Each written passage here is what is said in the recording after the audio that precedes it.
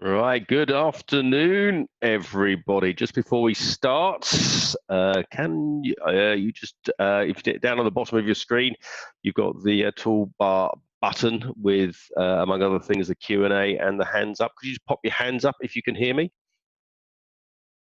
Excellent. And let me put them down again. And also just pop your hands up if you can see my screen.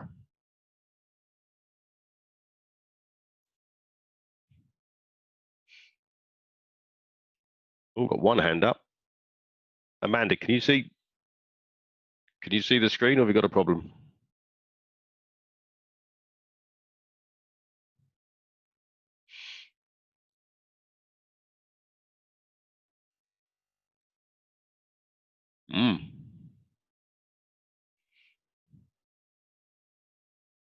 Mandy, do you want to just type in the chat box, in the questions and answers if you've got a problem with the screen?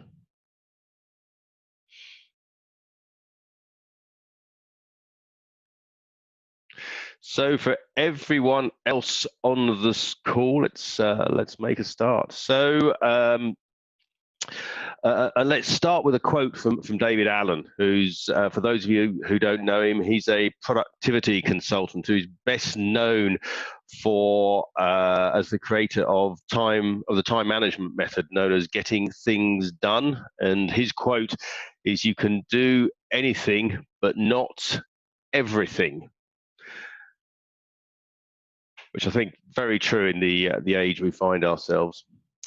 So when you're balancing everything, you have to make sure that every minute counts. So good afternoon. My name is Rupert Turton. I'm the managing director of Action Coach in Oakham, where we work with business owners so that they become the best they can possibly be, achieving their business and personal goals, whether that is more time to do what they want to do, a better performing team, or to make more money. My career has been as a project and program manager, so getting things done is really part of my makeup. And then I also did some time as a bid manager, which is like a program manager on steroids, an awful lot to do in a very short time frame. So managing my time, managing other people's time is very much in my DNA now.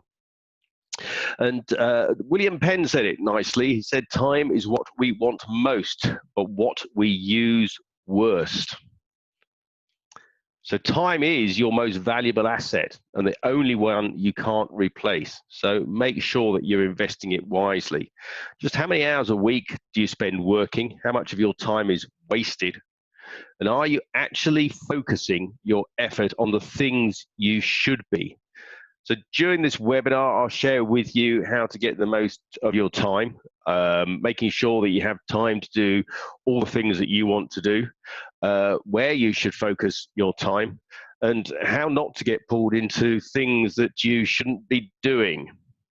So let's just start with an exercise. So what I'd like you to do is just grab a piece of paper and a pen. First thing I'd like you to do is just write down on that piece of paper, hang on, can't move on, the number of hours that you would like to be working a week. Not the number of hours you're currently working per week, but the number of hours you would like to be working a week.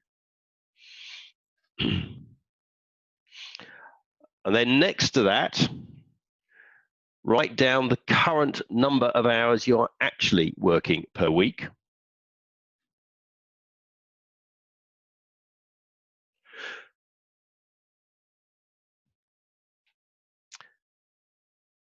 And then now, can you just write down the 3 tasks that take the most of your time in a week? So the 3 biggest tasks you have to do in a week that take the most of your time, the 3 biggest chunks of time you have each week. And then if you can pop your hands up when you're finished, so I know you're done and ready to move on.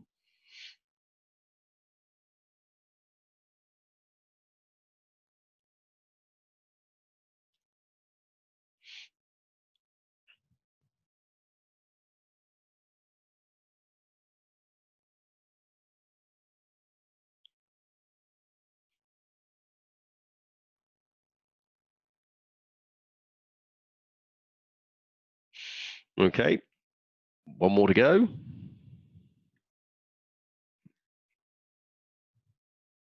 So next to each of the activities that you've written down, can you now add to that table the number of hours you've spent on each of those activities this week or each week?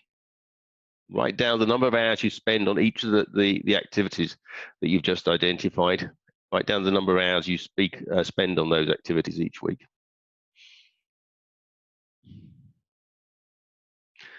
And then just add those hours together.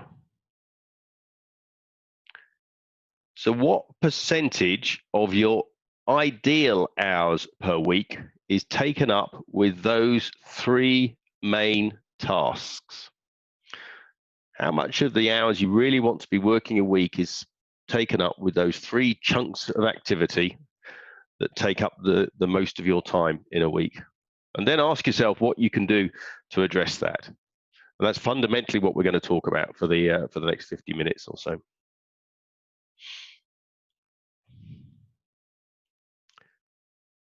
So your effective hourly rate. First of all, what's your hourly rate at the moment? If you take the ideal at your ideal annual earnings per week, per year. Let's try that again. If you take your ideal annual gross earnings per year, divide that by the number of hours you work in a year. So for a typical person, that will be 1,840 hours. That assumes that you're taking 5 weeks holiday a year and bank holidays.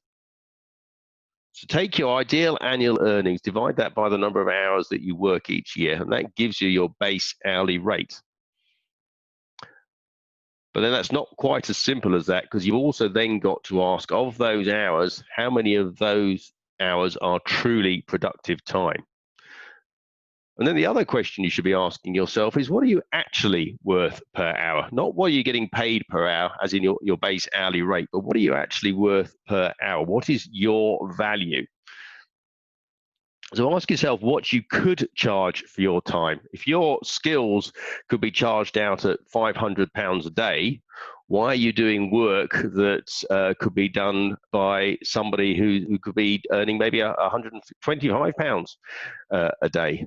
What could you actually charge for your skills? And ask yourself a simple question as well, actually. If you could spend 2 hours a day on the phone to clients and bring in maybe £3,000 worth of business, surely that is where you should be focusing your time and not spending your time in some of the other things you have to do. So administration, logistics, finance and things like that. Maybe those are tasks that can be delegated to somebody at a far lower rate. And also ask yourself, what are you worth to your clients?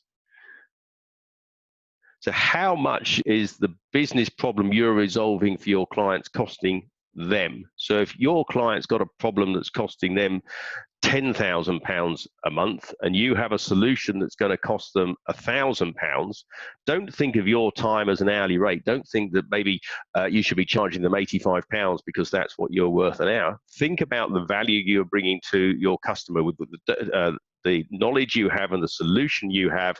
That think about the value it's got to them. If you're charging £1,000 to fix a problem that's costing them £10,000, that's enormous value to your client. So don't think in terms of how long it's going to take you to fix the problem and what your hourly rate is. Think in terms of the value to the client that you're potentially working with.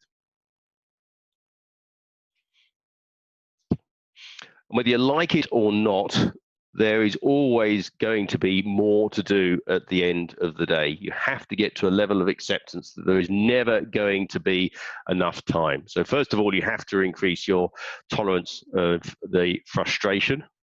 Make sure that you're very productive in where you're spending your time as well. And make sure you've got a purpose as well. Define the purpose behind what your business is doing and then what you are doing in the business as well. Because the purpose becomes the driving force behind managing your time to accomplish your ultimate goals. It makes sure that you know where you're aiming for. It gives you a focus in what you're doing on a day-to-day basis. So the process for success, first thing you need to identify is what you should be doing.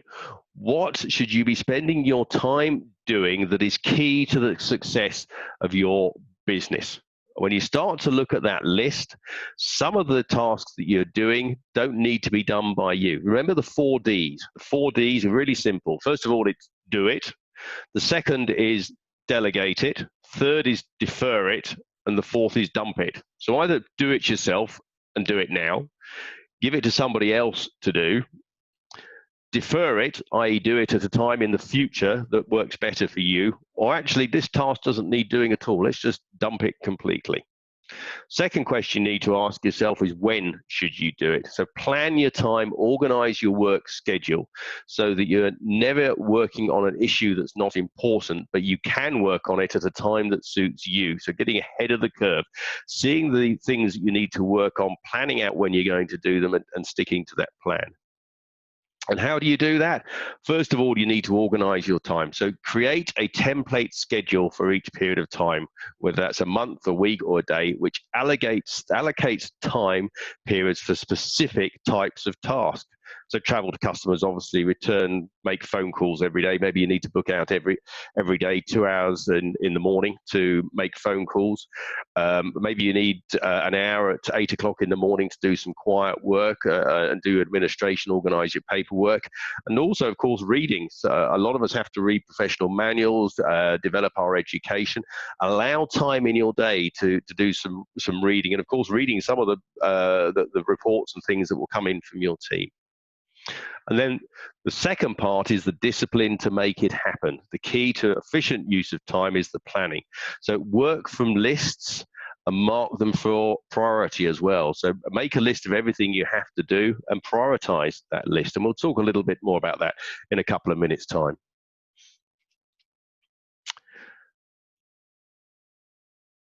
So there's really 4 skills that are required to use your time efficiently. So first of all, analysis of the work that you have to do and understanding what's involved and who's best to be doing it. So for planning, definitely do it in advance. So do your planning on a Friday night or over the weekend for the following week. Plan your week in advance, and then the night before, sit down for a few minutes at the end of the evening and plan your next day. So maybe get into the habit as you finish work, put the plan in place for the next day. And the reason for doing that, rather than doing it first thing in the morning, is once you've put the plan in place, you've identified what you've got to do, your brain will start to subconsciously work on it overnight. So when you're driving home, maybe going for a walk, doing exercise, whatever it is, your brain will start to subconsciously work through the things that you need to do the next morning. And that means when you sit down to start the work, you effectively hit the ground running, particularly if you've got all the materials you need ready in advance. The other thing about planning is it also acts as a motivator. So as you write the list of things you've got to do in a day, it's a great motivator just to tick them off. So break large projects down into smaller steps so you can see the progress towards the final goal.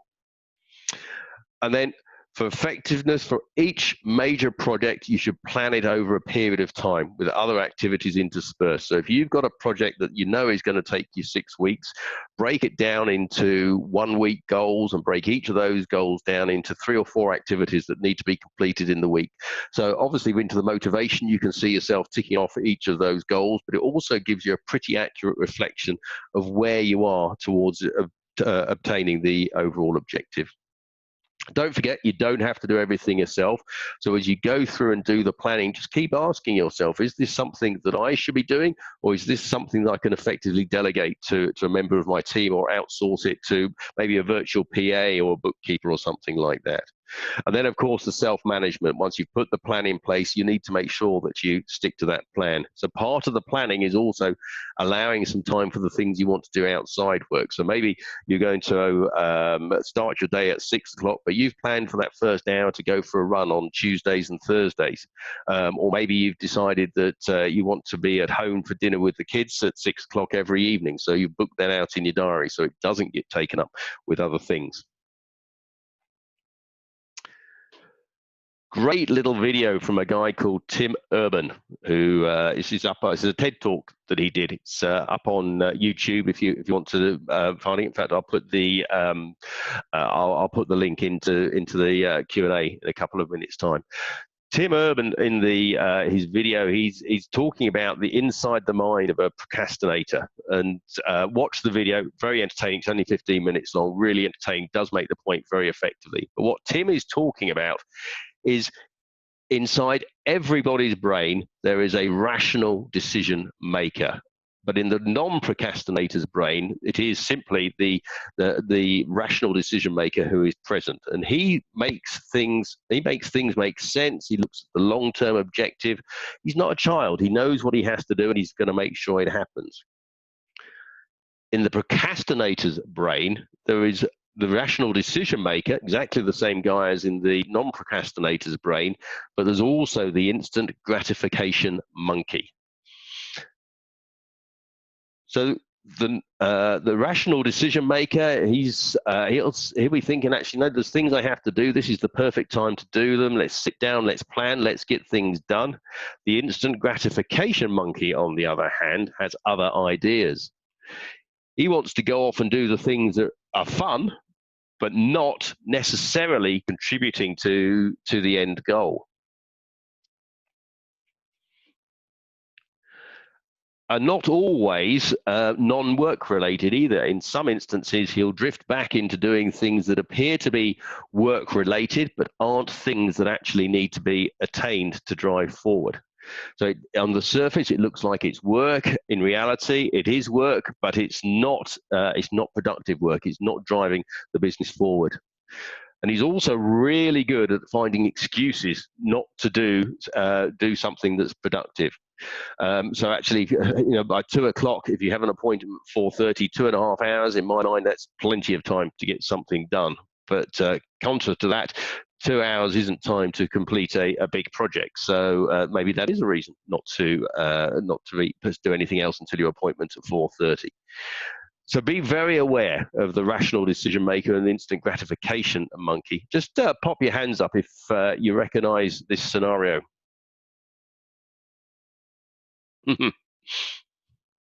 Yeah, virtually all of you. Tim also talks about the panic monster as well. So when the deadline is right in front of us, the panic monster kicks in and makes sure things get done. That's when we work like crazy to make things happen. And Tim Urban summarizes, we all work like this, but it depends when the panic monster turns up. So even the non-procrastinators, he's saying, a victim to the instant gratification monkey, but it's when the panic monster turns up defines how effective we are in achieving things. I'd also suggest that that leads to breaking a task down into smaller subtasks that just gives us a better feel for where we are, and so unleashes, if you like, a smaller panic monster when the time comes. So let's grab a couple of minutes. We'll just take 5 minutes here just to jot down 10 things that you need to do, 10 tasks that you need to complete at the moment. Grab a piece of paper, grab a pen, just write down the 10 tasks that you need to complete.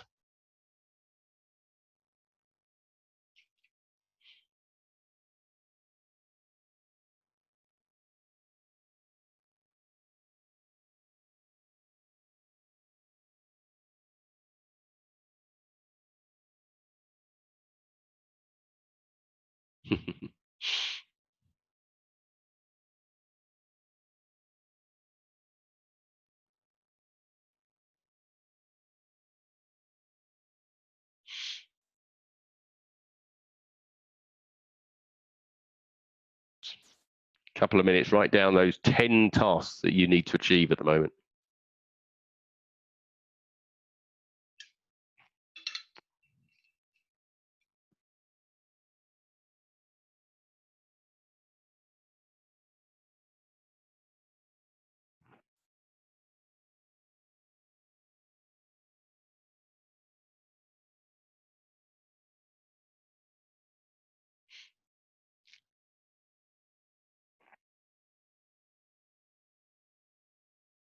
This is the part of webinars I've not quite got the grips with yet, when you can't actually see what you're all doing while I'm asking the questions.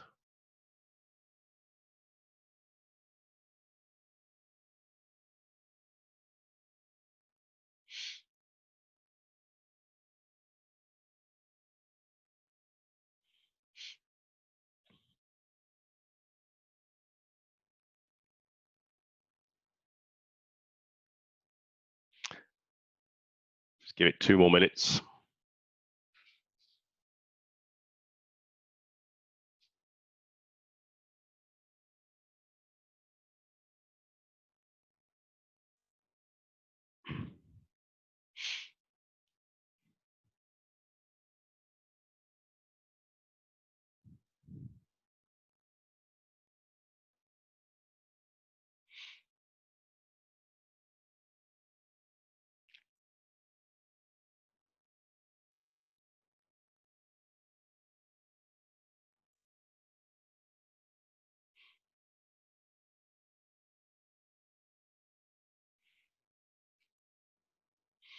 Just give it 1 more minute. Hopefully you've pretty much got your list of 10 things there.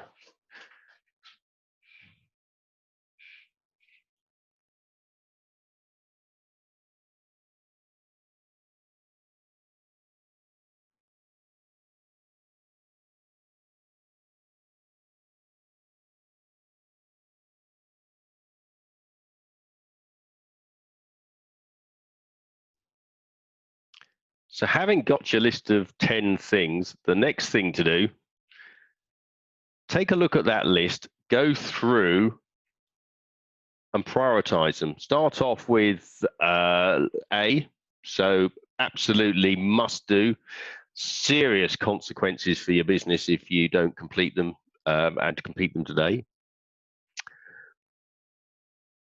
Categorize as B, something you should do, or C, it'd be nice to do, but no real consequences to the business if you don't achieve it. And then also D, that's really easy, that's delegate, give it to somebody else to do. And E is eliminate. It's no longer important, no longer something you need to do in the business. So just take a moment to go down your list of 10 items, mark next to each of them, whether it's an A, a must do, got serious consequences for the business if you don't complete it. B is something you should do, but only mild consequences. C, nice to do, but really no consequences to the business. It's not going to make any difference to how you perform. D, as I said, delegate it, give it to somebody else to do. And E, eliminate it completely. It's no longer important. Run down the list, pop, indicate which category each of the activities you've identified falls into.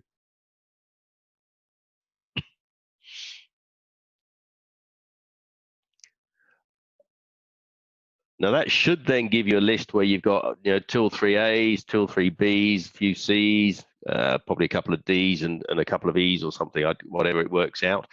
What you then need to do is just go through one further level of prioritization. So take each of those categories, and within each of the categories, rank each of the activities. So what is in the A's the absolute must-dos? What is the absolute must happen first? What is the must happen second? And that might be dependent on when it's got to be delivered to the customer, when the job has to be completed because something else is following on from it. But identify which of the activities have priority within the categories that we've already assigned to them. And then naturally what this gives us is a fully prioritized list of the activities we need to do, and it tells us in what order we're going to do them. And realistically, the A's and the B's, you're not going to be able to do in a typical day. You're probably not going to be able to do all the A's and the B category tasks that you've identified. So by ranking them as well, it gives you an indication of the order that you should do them in. So maybe you do one of the category A activities on the Monday and do the next one on the Tuesday, but make sure you block out the time to do it. So within Action Coach, we encourage our clients to use what we call a frog sheet. Now, just to give you a quick background to the frog sheet, it's based on a book by Brian Tracy called Eat That Frog. And within the book, Brian Tracy talks about what is the thing that you don't want to do each day. And obviously, one of the worst things you're going to have to do would be maybe to eat a frog, because frogs are chewy and slimy. They hop about, they wriggle as you try to eat them. They're slimy, they don't taste very good. It's not something that anybody would want to do. So if you had to eat a frog, if you knew you had to eat a frog every day, when during the day would you do it? Brian Tracy's argument is that actually you do it first thing in the day so you could then enjoy the rest of the day. The first thing you do every day is just eat that frog, get it out of the way. You know you've got to do it for whatever reasons, it's good for your health, and you have to eat that frog every day. Do it first thing, get it out of the way, then you're free to enjoy the rest of the day without worrying constantly about having to eat that frog. And that's why we call it a frog sheet within Action Coach. So the thing, the task, the activity that you have to do every day to drive your business forward, to improve your business, we refer to as the frog. So at the top of the sheet, we put in the frog, the thing that has to happen today to make sure that happens. And then underneath that, we list the tasks that have to happen that day to contribute to your goals, your quarterly goals, your overall objectives. And then the minor tasks, so the follow-up calls and the emails that have to happen during the day, and the other tasks or projects that need to be completed. And we get our clients to do this the night before as well. So what I was saying a moment ago, last thing you do before you finish work is put together your frog sheet for the next day. So that tells you what you're going to be doing the next day in the morning. It allows your brain to maybe think about, you now identified the frog, it allows your brain to think about that overnight, to come up with ideas. Whether you like it or not, your subconscious will be preparing for what you have to do the next day, which will make completing that task easier the following day. So within that list of tasks that we've got, there'll be some of these, I'm sure. So many of us wear many hats within our businesses, particularly as we started the business, we'd have probably worn all the hats. And over time, we'd have brought in staff to take on some of those works. And as business owners, we need to carefully allocate our time. So the tasks we have on here, I suppose actually, let's do a quick show of hands. So those of you who are doing less than 5 of these activities at the moment, please put your hand up.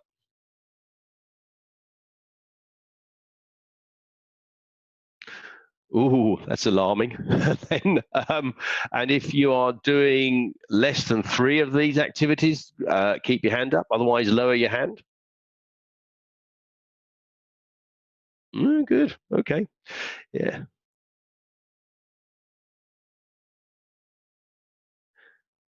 The other question, of course, is do you want to do all of them? Which ones do you enjoy doing? Which ones don't you enjoy doing? One of the things I would suggest is taking some time out for a couple of weeks and just doing an audit of where you're spending your time.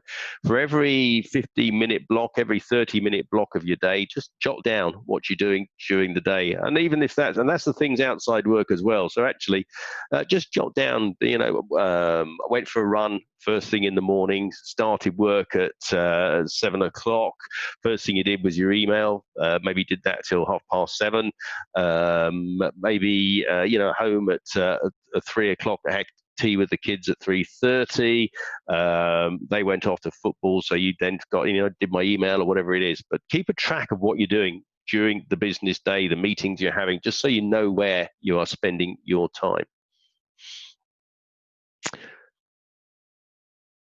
And once you've identified those main tasks that are taking up your time, worked out where you are spending your time, put together a matrix like this. This matrix is basically showing you the level of skill that's needed to complete that task. That's on the vertical axis, and the horizontal axis is how much fun is this activity for you to complete. Very personal. How much fun is this task for you to complete? And both of these are going to be slightly subjective because the level of skill possibly depends on the technical level that you have underneath as well. So for each of those activities, so for example, administration, you may, it's actually relatively low skill. The administration you have to do, relatively low skill. It's not fantastic fun, but it's not the worst thing you've ever done. Secretly, actually, it's a nice place just to, when you need a bit of rest time, it's a nice place to fall back into the and doing your administration. Sales, on the other hand, you absolutely love doing sales, but it also requires a very high skill level to do what sales activity effectively. And then maybe the finance manager work. So actually, as a finance manager, you've got to do all the invoicing, keep track of the cash flow, do the budgets. A lot of things you've got to consider. You hate doing it, absolutely hate doing it, but requires a very high skill level. And then against each of these activities, and fill this chart in with all the things that you have to do, everything that you've identified when you did the audit, fill in this chart with all the things that you have to do in a week. And then write down the number of hours you spend on each of those activities. And the reason for doing this is, having done this, it gives us a really good indication of where we should be spending our time. Because first of all, it tells us about the skill level that we need to complete that. And of course, you can ask yourself, where else can you get those skills? It's how much you like doing it. So you might argue that actually, finance manager, you're quite capable of doing the role, but you absolutely hate doing it. That would be ideal to delegate to a bookkeeper or an accountant to do. Administration, you love doing it. It's not too bad. It's reasonably good fun, but in reality, it's not good use of your time. Maybe that's something you should outsource. But now we can see how much we like doing something, what skill sets required, but also what chunk of our time those activities are consuming each week, and gives us a good indication to make those decisions about what we should be doing for better planning, outsourcing, systemization, or delegation of those activities. So it's a powerful time analysis, powerful set of information to allow us to start looking at our options. And then beyond that, let's talk about the default diary. So the default diary, and this will vary. Possibly you can have a default diary for every week. You may find that because of the way your repetitive meetings turn up, your repetitive activities, you may need to have a default diary for each week of the month. But the whole point of the default diary is you plan out the key activities that have to happen and when they need to happen, so you can see when those activities are taking place and plan around them. And then within that, you can also plan the time you're going to be doing other things, such as administration and education. Make sure that's built into your diary as well. So you're going to have those fixed points of activity, the regular meetings that you're having either with your suppliers or with your customers or with your staff. You've then got the things that you need to make sure happen, like checking the accounts, checking the sales progress. Maybe that has to happen every day. You can build those into your default diary. So you build up a picture of what a typical week is going to look like. And then you can multiply that out, make sure you've got effective use of your time. By developing your default diary, you know how many hours a week you want to be working. So you need to develop a default diary that fits into those hours per week.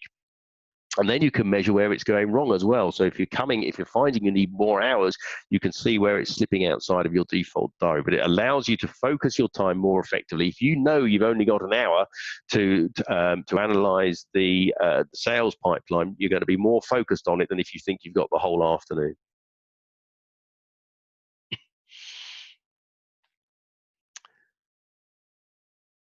So this is the Eisenhower matrix. Some of you will probably be familiar with this, particularly if you've read The 7 Habits of Highly Successful People by Stephen Covey. It was him that really popularized this concept.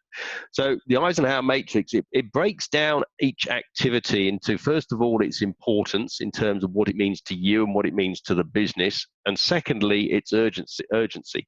How quickly does an activity have to take place? So the first and most obvious, I guess, is the things that are really important and really urgent for whatever reason, they have to take place first. Those are the things that need to happen immediately. It's very important, it's very urgent, it's going to help drive the business forward, and for whatever reason, it has to happen now. The second category is the the low urgency activities, but still highly important. You've got the flexibility with these to then decide when they are going to happen. So you can actually plan for these activities to take place. It's got to happen. It's important. It's driving your business forward, but you're in a position, at least at the moment, when you could decide when that activity happens.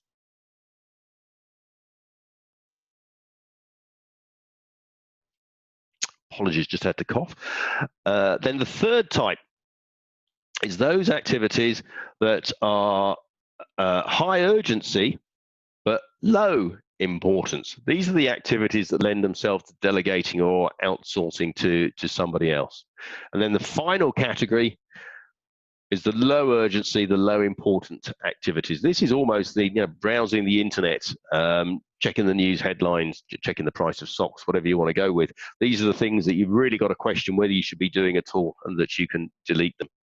So let's just type into the chat box, guys, any examples of activities that you think should be in the high importance, high urgency, do first box. Let's just see what you guys can come up with. Just type away for a moment.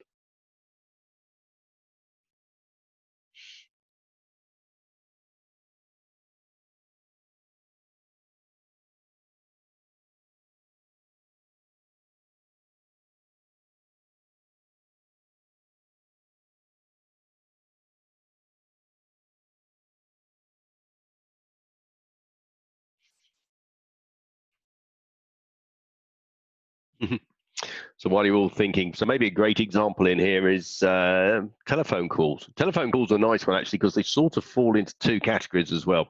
So telephone call, first of all, receiving a telephone call, you don't know whether that telephone call is important, it's high importance, or it's low importance until you've answered the phone. But because of the nature of the way the telephone works, it's urgent by default. You have to deal with that task immediately. You have to deal with that task immediately to find out which of the importance categories it's going to fit into. A couple more we've got here. So deliver your service, absolutely. So delivering whatever service you're delivering, very important to the survival of your business. If you plan it, it could actually move that into the decide when. So not necessarily delivery of the service has to go into the high urgency category. Delivery of the service, you could, by planning out your day, move that into the decide when category. Completing funding bids within time scale, again, very urgent.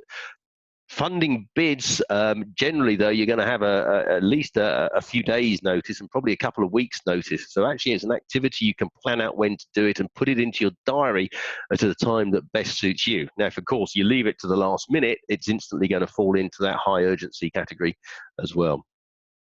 And then we've got contact with clients.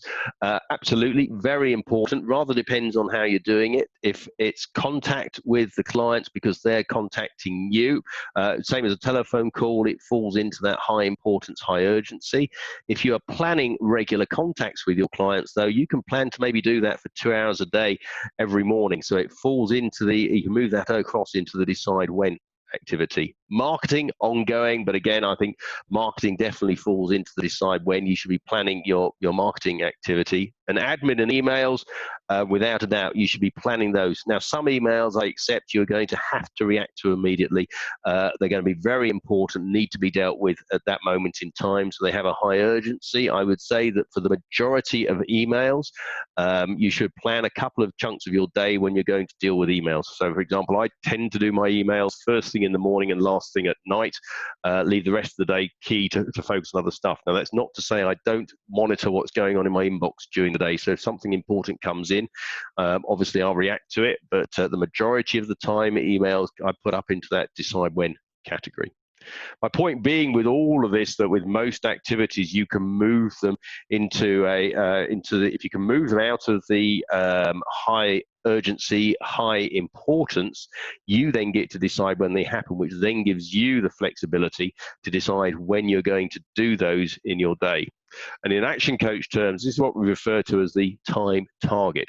So on the outside of the target, we have the non-urgent, not important activities. And we consider these just to be a distraction. These are the things in the bottom right-hand delete it box. They're the things that are taking up your time but really don't help towards driving the business forward.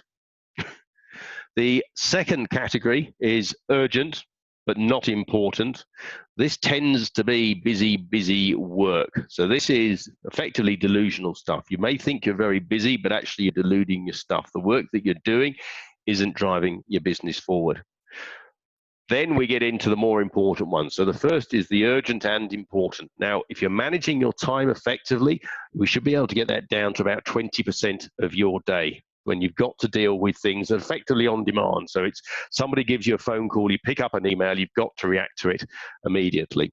And the space we really want to be working in is the center of the chart, the not urgent but important zone. That should be pretty much 60% of our day. And if we're managing our day effectively, we're planning out what's got to happen, we're planning out when it has to happen by, we can start to move all our activities pretty much into that not urgent but very important zone.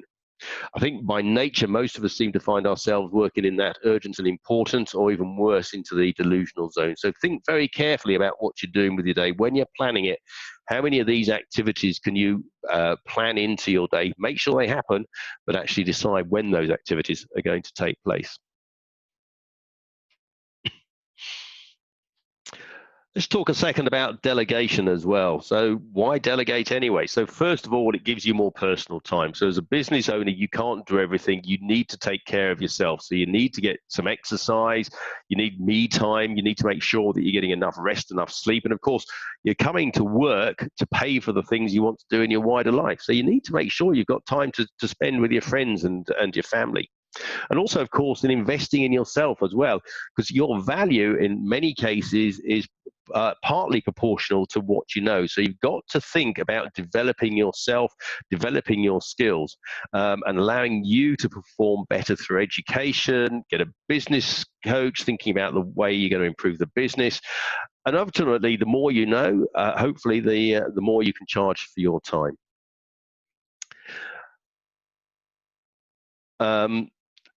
Then do more.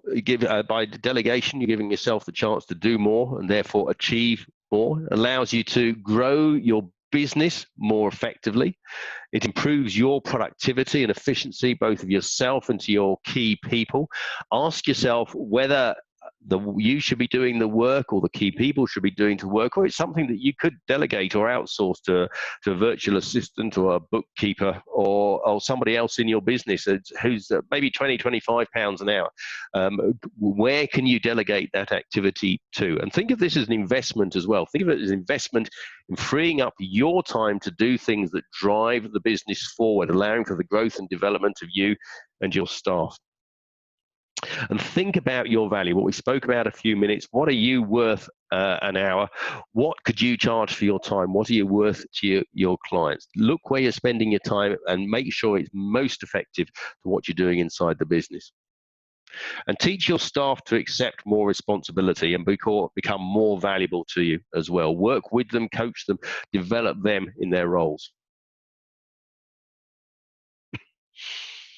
So the key steps to delegation, before you delegate, use this test.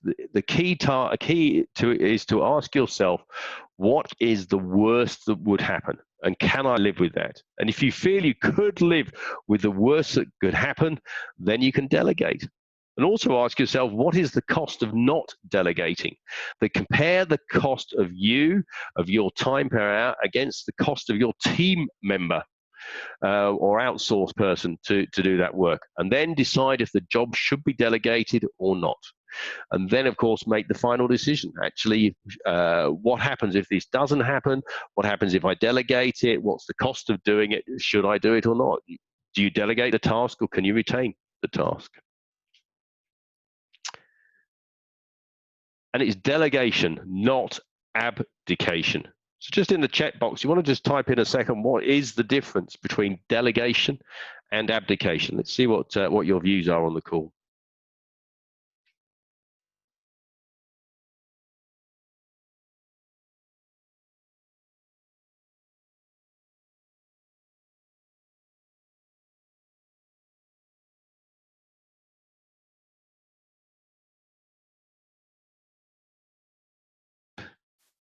What's the difference between delegation and abdication? Very famous picture of Edward VII there for abdicating. Well, here we go. Oh, thank you, Amanda. You're not walking away from the chart. No, try that again in English. You're not walking away from the task, just getting a colleague to undertake some of the work. I think I'll go with that. The key thing is that it is still your responsibility to make sure that task is completed, make sure it's completed to the quality you expect, in the time frame you expect, and meets the requirements that were laid out for it.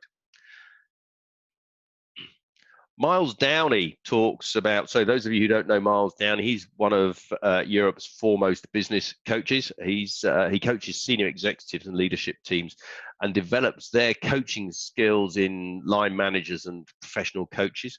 Miles Downey talks about the three interlocking circles of leadership. And they are the why, the what, and the how. So let's start in the middle of that. The what is the management. The what is, what are you going to ask your team member to do? It's putting a description around what you expect from them. It's what the output will look like. It's the quality standards you want to put in place. It's the time scale that it's got to happen. That's the what of what needs to happen. The how is the working with that team member. So you as a manager decide the what, you then work with the team manager to see how, or sorry, the team member to understand how they would achieve that objective. Work with them. So for two reasons. So first of all, and the simplest, I guess, is they may have an idea, a better idea than you of how that task can be completed. And most of us are guilty of we've figured out how to do an activity. We assume everyone else should do it in the same way that worked for us. But let the team member decide what the best way to complete that task is. They may have a better way of doing it than you've been doing it historically. And also, of course, by the nature of them deciding how they're going to complete that task, they also buy into the delivery of that task and the way it's going to happen. And it becomes their task, not the task that you have given them. And then the final part of this, that's the why. This is how that activity fits into the bigger goals, the bigger objectives of the business. And it means that the team member, when he has to make decisions about what he's doing, he understands the context he's working in and can make effective decisions, giving him the tools to do that. So in effect, what we have is the three levels. So we've got the leadership, which is the why. This is why we're doing, this is where we're taking the business. This is what we're looking to achieve. We've got the what, which is the management of the team members. And then we've got the how, which is the coaching of the team members to deliver the result. And all of this, of course, has to exist in the context of a good, strong relationship with your team members, between the team members and the management of an organization.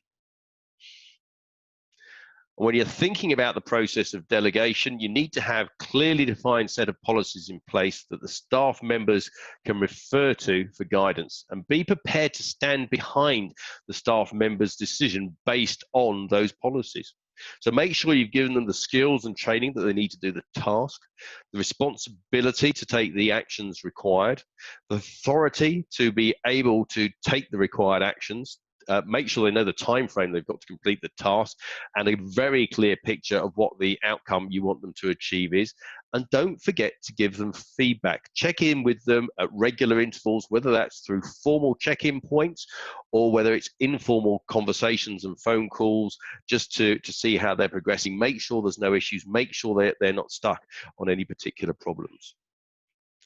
And then on top of that, although I approve of the open door policy, be careful that you don't let your staff come in and ask you questions every time they get stuck. Just if you like, limit their access to you so that they have to go off and resolve the problems. It's amazing how many problems they will sort out for themselves if somebody doesn't answer the question for them instantly. And then after you've delegated, the sort of two levels of keeping control of the activity. When you first start to delegate to somebody, you probably want to agree with them that you'll review every action with them before it is taken. But as your confidence grows and they get a better and better understanding of what you are looking to achieve when you ask them to do that action, you can start to move to that level 2, which is trusting them to decide what the next action is, and then just reporting back on what they've done, giving you the feedback on the action after they've done it. And then just finally, some hints for success as well. So first of all, time management, improving your time management, being as effective as you can. It's an incremental process.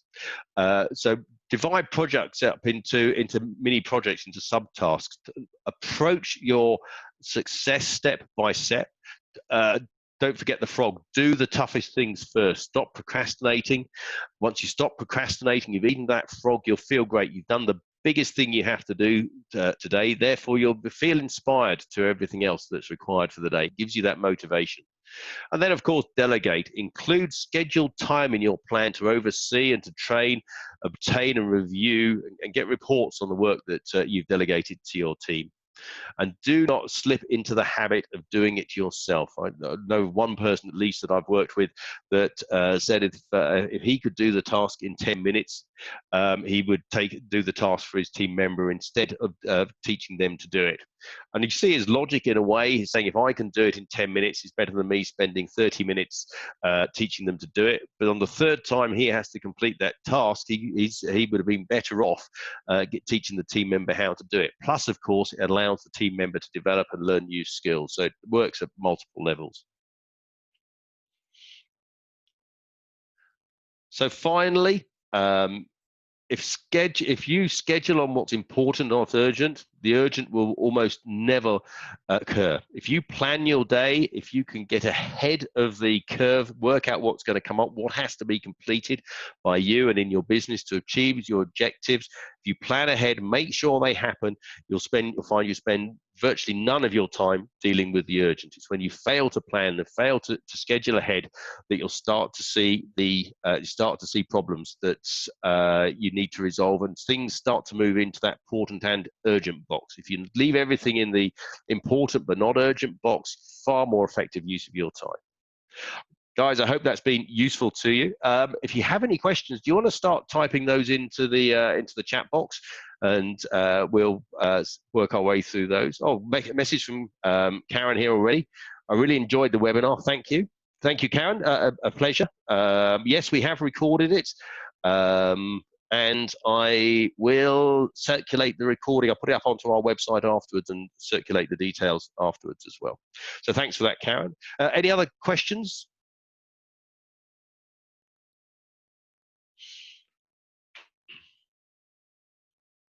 So if you have enjoyed today's webinar, can I ask that a couple of things, actually. So first of all, follow us on Twitter at ActionCoachO. And then follow us on Facebook as well at Action Coach Oakham. Do a Facebook Live every morning at 7:45, so please join us for that. And if you really enjoyed it, please leave a review as well. Positive feedback, always greatly appreciated. And then finally, my contact details. Thanks for joining us today, by the way. I'm Rupert Turton. If you do have any questions you think of afterwards, please email me at rupertturton@actioncoach.com or phone us on our phone number 01572 497 030. Or finally, of course, go to our website, oakham.actioncoach.co.uk. Something in from Michelle here. Not a question. I use boss birds to do lists, which column delegates. Right. Not a question, but Michelle uses boss birds to do lists, which have columns for delegates, etc. Have a look at that. That's at www.bossbird.co.uk from anyone wanting a to-do list. And then from Amanda, very interesting. Thank you, Rupert. You're welcome. Amanda, make sure you follow Vista to see our thanks. Yours. Thank you very much. Cool. Excellent. Guys, if that's it. Oh, sorry, one more from Michelle. But girly mind you, but they do special orders. Oh, right. So it's more of a lady type activity. Is that what you're saying, Michelle?